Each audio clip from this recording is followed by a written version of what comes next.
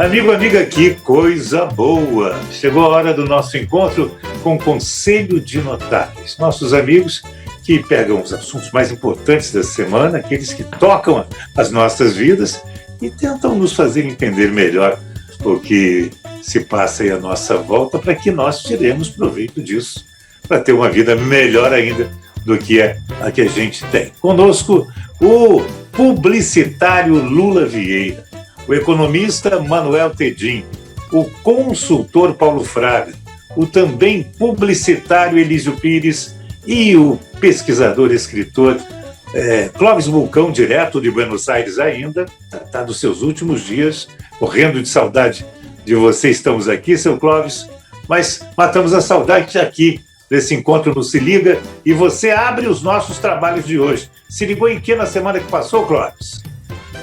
Olha, amigos e Barbosa, eu já morei algumas vezes fora do Brasil, né? E principalmente na França, que eu morei muito tempo. Sempre que eu via algumas coisas, eu falava, isso no Brasil é melhor, isso no Brasil não tem.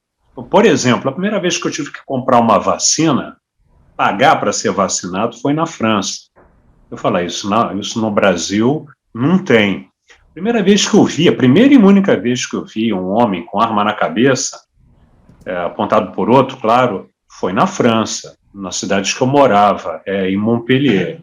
Então, essas pequenas coisas do cotidiano, foram me fazendo ver o Brasil com outros olhos. A gente não é, assim, o pior lugar do mundo. Agora, eu estou na Argentina, que em muitos aspectos humilha o Brasil, dá de 7-1 em vários aspectos, né? Agora, nesse horário de 4h30, 5 horas que a gente está gravando esse programa, as ruas aqui do meu bairro, a Recoleta, estão tomadas de crianças que entraram às 7h30 da manhã, é horário integral. A escola pública espetacular que tem aqui perto da minha casa, tem um ônibus escolar que vai levar as crianças para casa, é um padrão, assim, bacana. Mas os últimos acontecimentos que culminaram ontem, com um pedido do promotor de 12 anos para Cristina Kirchner, e a reação governamental, me encheram de orgulho, né? Porque o Brasil tem 2 ex-presidentes presos, né? O Temer e o Lula. Vamos pegar especialmente o Lula.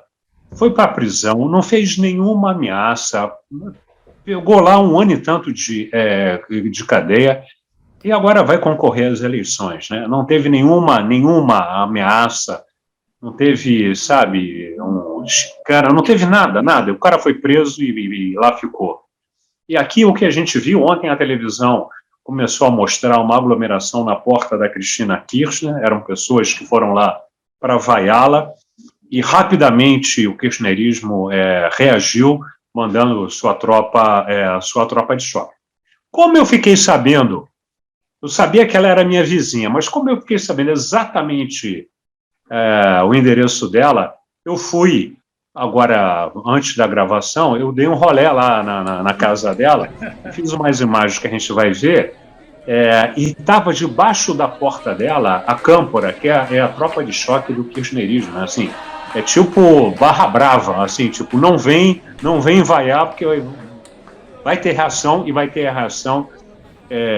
reação violenta, né? E fico orgulhoso de que, a democracia brasileira, com todos os nossos problemas, ela tem força para meter em cana 2 ex-presidentes, sem conversa, sem confusão, ao contrário da Argentina, que está aqui um clima muito estranho.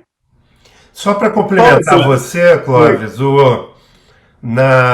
no Paquistão, o ex-presidente Khan está sendo ameaçado de cadeia também, e aconteceu a mesma coisa que aconteceu aí. As forças em defesa dele foram para as ruas e disseram que não iam tirar ele de casa em hipótese alguma. Enfim, é o mesmo quadro, assim, olha, se quiserem prender vai ter resistência, o que é um absurdo, evidentemente, como você está dizendo. E eu acho que você tem razão, aqui a democracia está um pouquinho mais sólida, apesar de todas as ameaças que a gente ouve por aí. Não, se a medida for a cadeia, o Rio de Janeiro é a melhor cidade do mundo, né? Aqui é fatal. O caminho é esse. Candidato eleito, cadeia. Candidato eleito, cadeia, assim vai. Não, mas isso aí não vale para quem é nordestino e se fez em São Paulo. É verdade. Aí não vale. Então, Agora, o Lula, eventualmente, o legislativo aqui matam alguns também, né? Também. Aqui é divertido, gente. Está pensando aqui.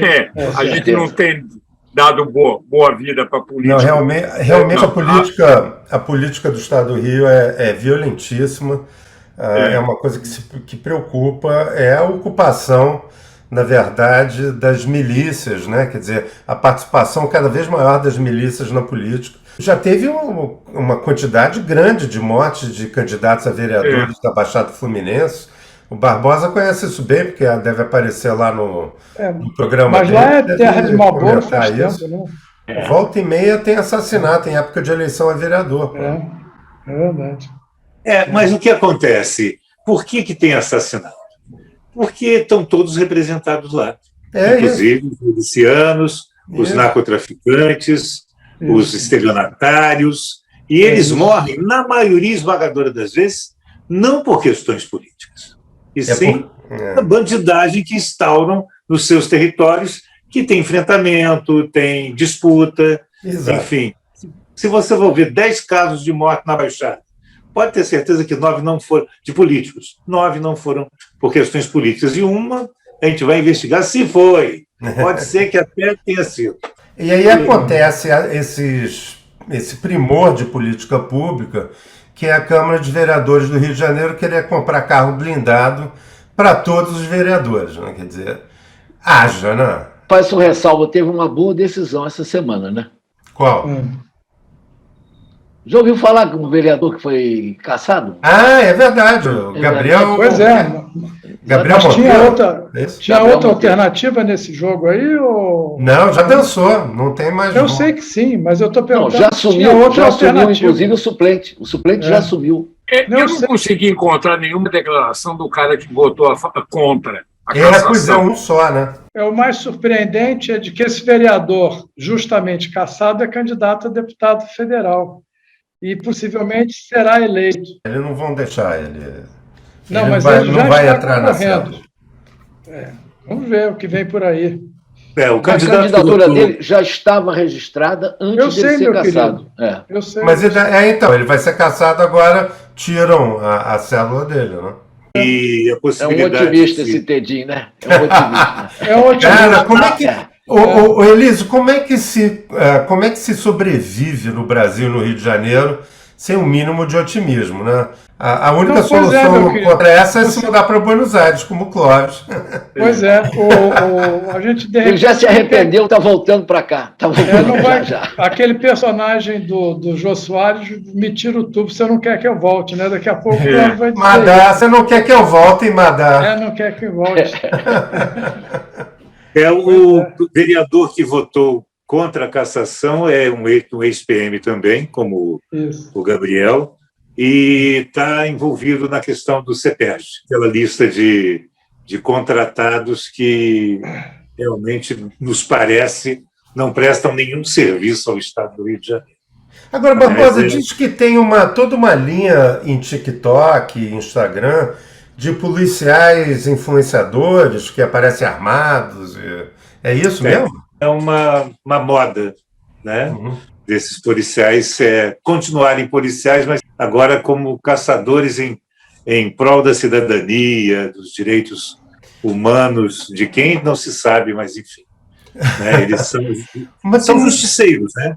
No agora, que há de pior. Eles têm muitos seguidores, né, Barbosa?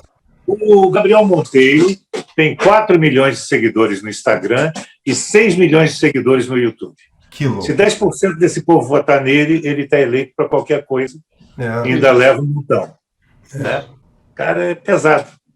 Ele tem uma torcida maior do que a torcida do Botafogo. A audiência dele dá banho no Botafogo. Pode juntar Botafogo, Vasco e Fluminense e não dá o tal do menino lá, entendeu? Aproveita, Paulo, que você está embalado e me diga se ele ganhou na semana que passou. E olha que não é fake news, do que eu estou falando. Paulo, para de pegar no meu pé e fala do que você se ligou na semana que passou. São 3 cositas rápidas, amigos. A primeira, que é a mais importante, digamos assim, que é a ida da nossa Cláudia Gimenez, né? É uma pena. E que atriz fantástica, né? E essa cobertura dos personagens que ela fez, que eram impagáveis, né? Então, mais um talento que nos deixa, mas que, por outro lado, deixa um legado espetacular e nos faz ver coisas bacanas que foram feitas, né? Outro comentário rápido, a propósito da entrevista de ontem, lá no Jornal Nacional do Bolsonaro, né? De forma geral, eu achei ruim, é um modelo antigo, velho, e que não trocam a roupa dessas coisas, né?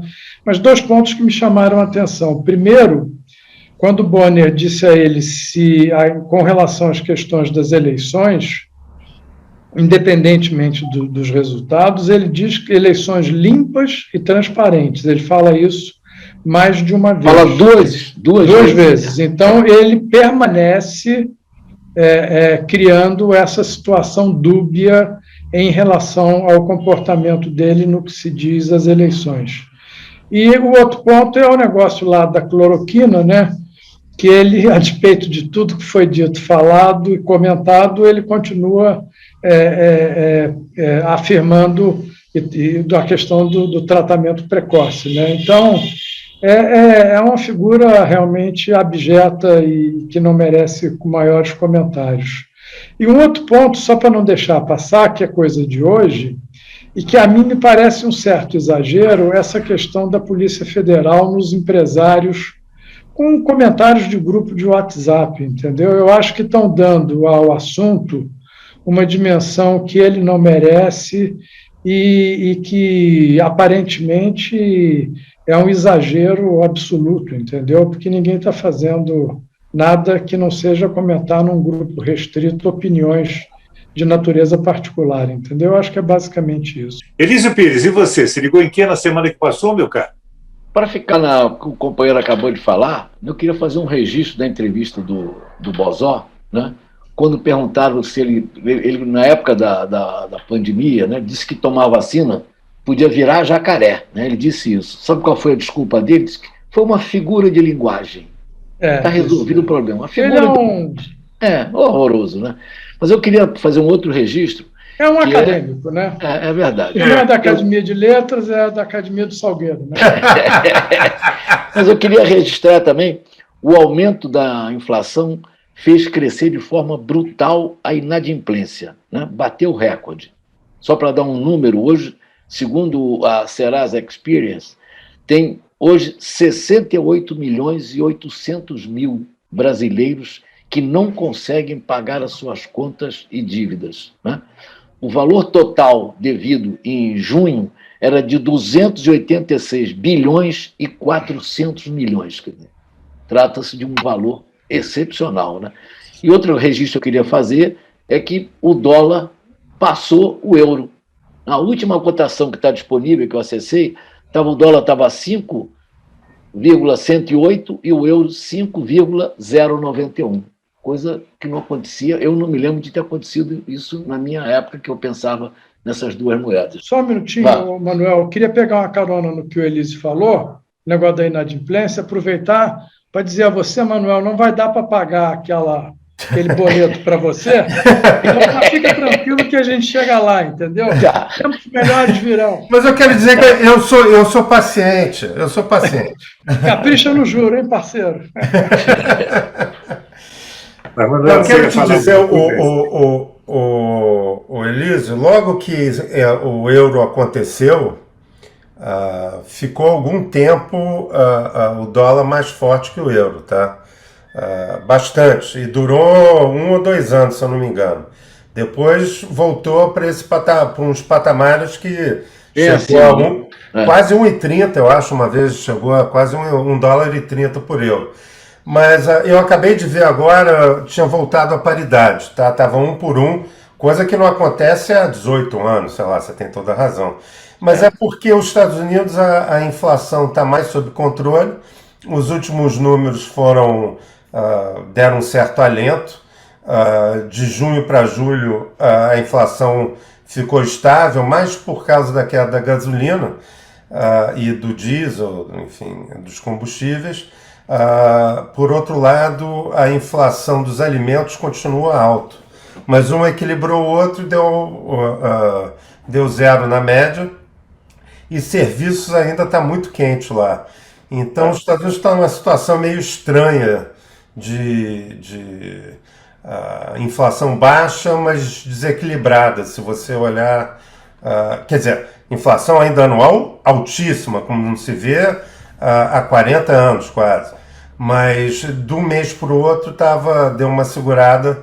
A expectativa não é muito boa, o que deve forçar o Banco Central deles, o Fed, a aumentar mais a taxa de juros, o que causou uma queda das ações lá bastante forte ontem. Eu não vi o mercado hoje, o que aconteceu.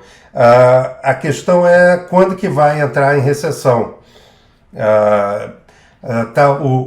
Os analistas estão divididos, Tem gente que acha que já entrou, né? Exatamente. Na verdade tem 3. Trimestres. Acho que tecnicamente entrou. Tecnicamente são 2 meses 2 trimestres, né? de queda, já é considerado uma recessão. Mas foi muito pequeno e com uma taxa de desemprego em baixa histórica. Então, que recessão é essa que você tem um desemprego em taxas históricas? É uma coisa um pouco... é meio contrassenso. A análise é que a queda do PIB não foi por excesso de demanda, mas por falta de capacidade das empresas venderem. Carros, principalmente, você tem pátios inteiros vazios, um monte de pátio de carro vazio, e com demanda forte por carro, porque a cadeia de produção está quebrada, eles não conseguem comprar peças e tal, isso ainda não se ajustou. Lula Vieira, você se ligou em que na semana que passou, meu caro?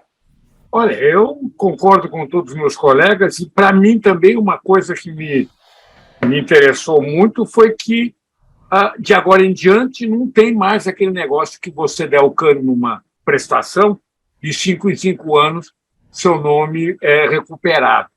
Agora acabou essa história. Você só não pode ser perseguido pelo oficial de justiça, mas você continua com o nome na Serasa. Isso é uma importância fundamental, porque todas as pessoas que dão cano nos seus créditos agora vão passar o resto da vida devedores e com o nome sujo.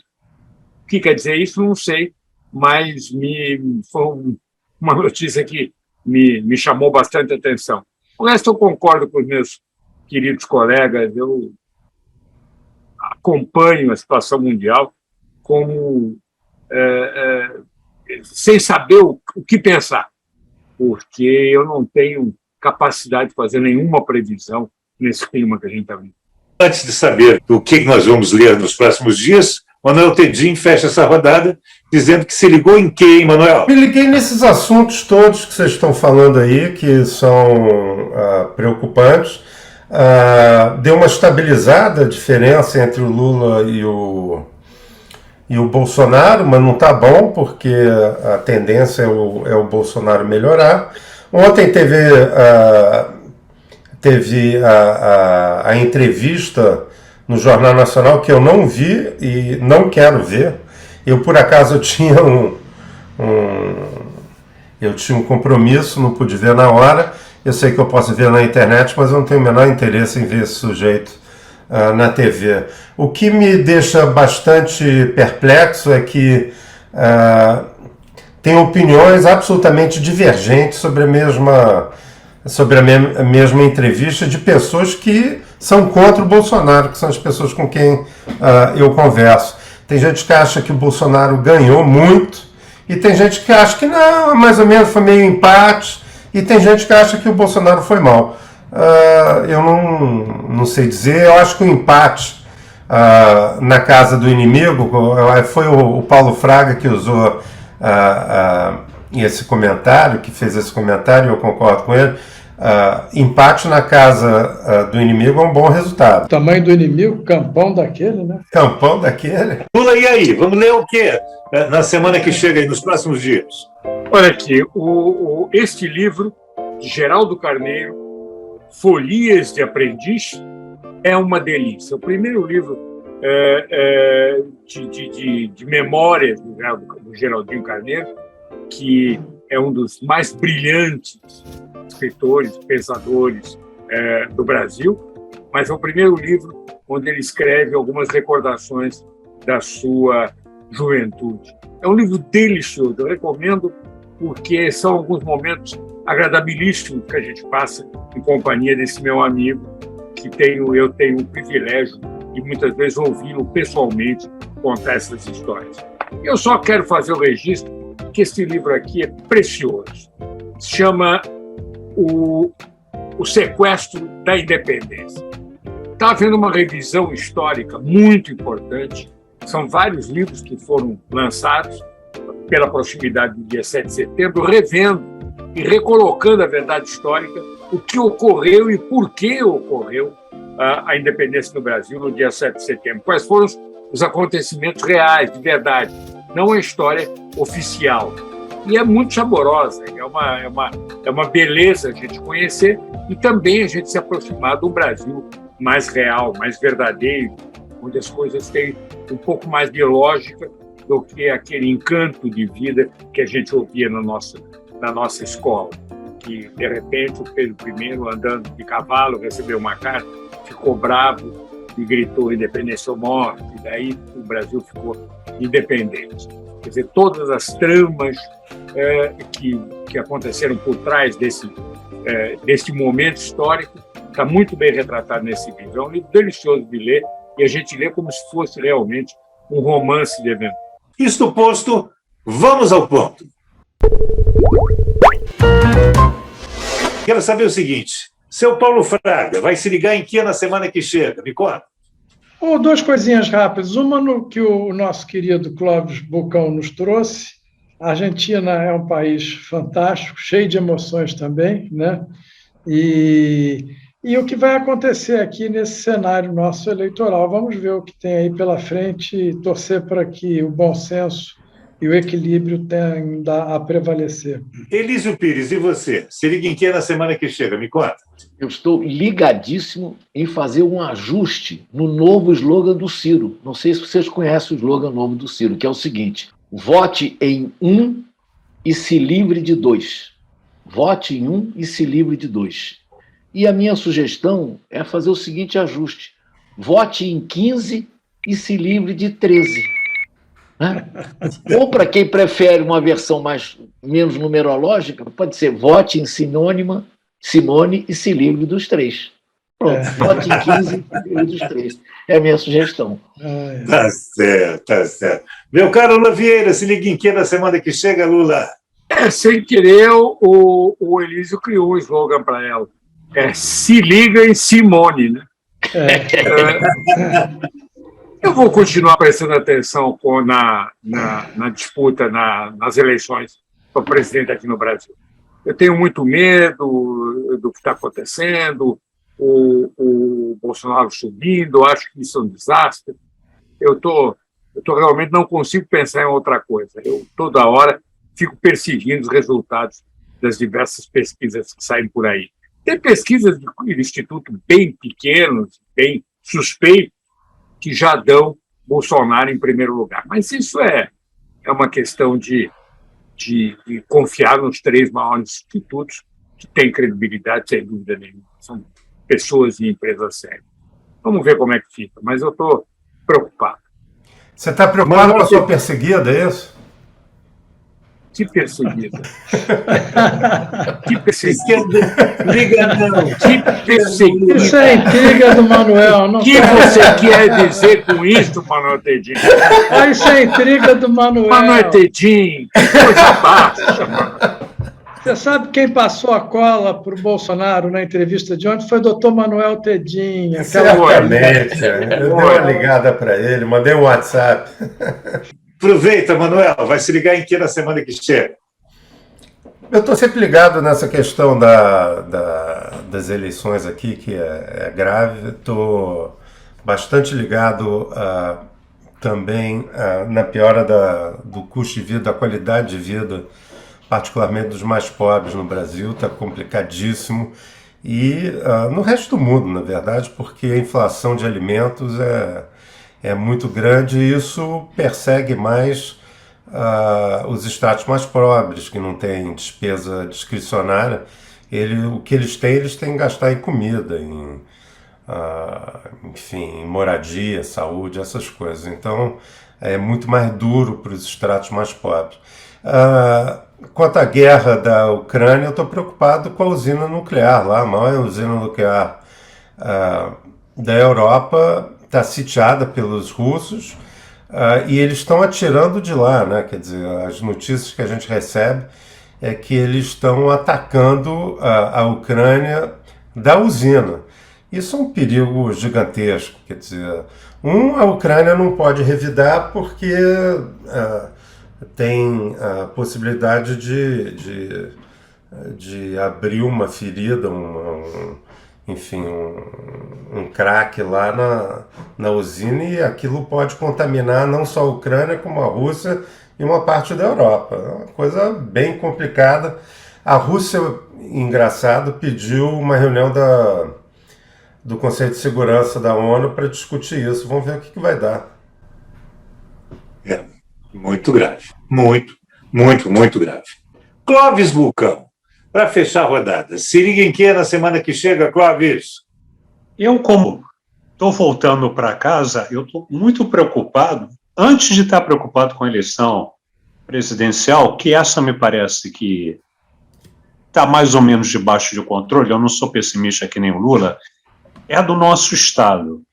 E eu fiquei muito aborrecido com a informação que circulou, por conta da cassação do vereador, que o governador teria ligado para os vereadores para salvar o vereador. Eu não vou citar o nome de ninguém, muito menos desse vereador.